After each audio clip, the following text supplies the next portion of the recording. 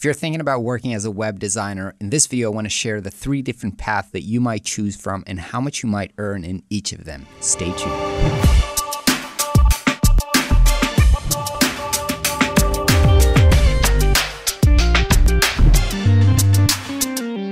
Hey designer friends, what is up? My name is Ron Segal. Welcome back to Flux, and today we're going to talk about the different options that you have if you want to work in web design.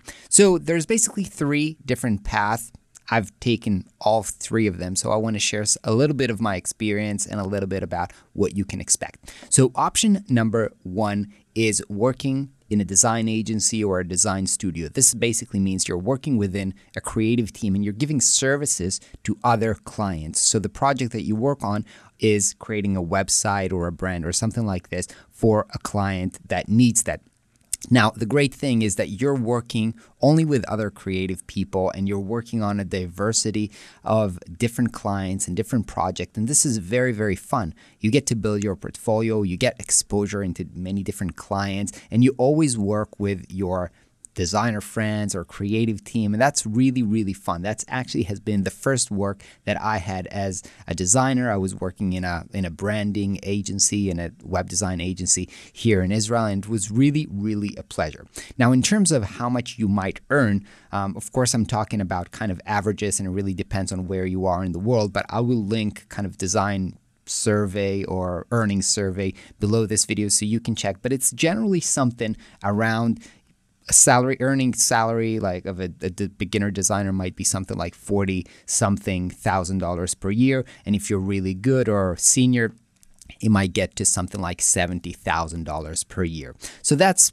probably what you might earn there. Of course, if you're working in a big agency and you're getting into kind of management levels, it might be higher, but this is more or less what you can expect in these types of agencies. Now, the second option that you have is actually working in-house in a company that might be a tech company or a product company, and there, just because web design or the website might be such a big component of the business itself that they actually need an in-house team to work on it. It doesn't make sense for them to outsource this or work with an agency. So that was actually my second job after working in an agency. I was working in-house in a startup and working on their own project. Now, generally in tech, they have higher salaries versus, advertising industry or design agency. The reason for that is because, in general, tech, the business is way more scalable, right? They are selling products, so with a small team they can make a lot of money, whereas in the service business, kind of like agencies, if they want to make a lot of money, they need more people. So in general, tech is a more profitable business, and because of that, the salaries in tech are usually higher. So my friend Charlie, who works in ConvertKit, and we'll link her video right here, she just released a video sharing about the salary structure in ConvertKit, and it's ranging from something like starting at $60K per year, and it can get to $100, $115, even $150,000 per year. So the range is higher in this case. Now, the great thing about working in-house in a tech company is that you're taking one project and you're going really deep into it, right? You're not just moving around. When you're working with an agency, you create a project, you ship it to the client, and then you forget about it. When you're working in-house in a tech company, you own this project. So you see it from conception to launch, and then you have to take ownership and you have to see what works, what doesn't work. You change, you iterate, you go really deep inside a project, and you can really better understand the business because you are part of that business. You're not just a service, a consultant or somebody that sees the business from the outside. So this is why it's great.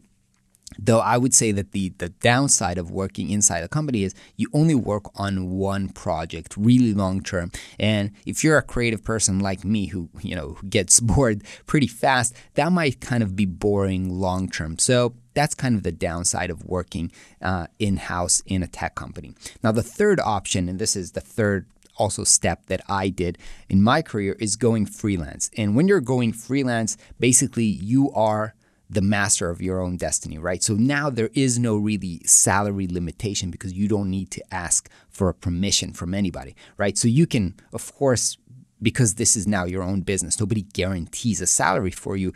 That being said, there's also no cap on how much money you can. And I'll share below the kind of income reports that I was sharing when I was full-time freelancing.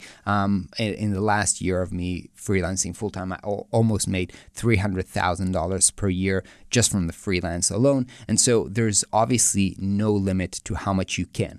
That being said, when you are freelancing, you also have to take care of the sales, of the marketing, of the finance, and all the other aspects of the business. So because you are taking a higher risk and you're doing way more than just designing, you're also being rewarded with the opportunity to make way more money and also freedom, right? You're not dependent on a boss. You can pick your own client. And so there are many different great things or pros about being a freelancer. Again, the downside of that is you have to do all these other things. If you're interested in only doing design, then maybe this is not the right path for you. But if you're willing to take on more responsibility, you're going to be compensated in the ability to have the freedom to do whenever you want, whatever you want, work from it wherever you want, and have no limits on your earnings potential. So which one is the right one for you? Again, first of all, I think it's not just one thing. As I've mentioned, I kind of went through them, and you can also change between them in different periods of your time. Maybe one of them will be better for you and then the other one. It really depends on what you're aiming for right now. If you only want to learn right now and improve your skill, then maybe working within a creative team where you have a manager with way more experience than you can be a great way to learn. If you want to maximize if you're interested in business and you want to maximize your freedom and earning, then maybe freelance is the thing for you. And I think that, a lot of times it's really hard to say because it really, I think from my experience, there's a very different personality type that goes into working as a freelancer and a personality type that needs the security of knowing that they're going to have a salary coming in next month. So it's very different, and you might not know this until you give this a try. So I suggest you can experiment with them. By the way, when you're freelancing, you don't have to start freelancing full-time right away, right? And I didn't do this as well. Eventually, I left to become a full-time freelancer, but for a lot of years, while I was doing all the full-time work in an agency, I was also freelancing on the side. So you can build up that skill or experiment with different things while you're on your journey. So I hope that kind of gave you the understanding of what to look for. If you're interested in learning more about freelance, we do have a free, we did kind of on YouTube, and we'll link this below the intro to freelancing if you want to think about starting to freelance. And make sure that you're subscribed for more amazing videos on web design. See you soon. Bye-bye.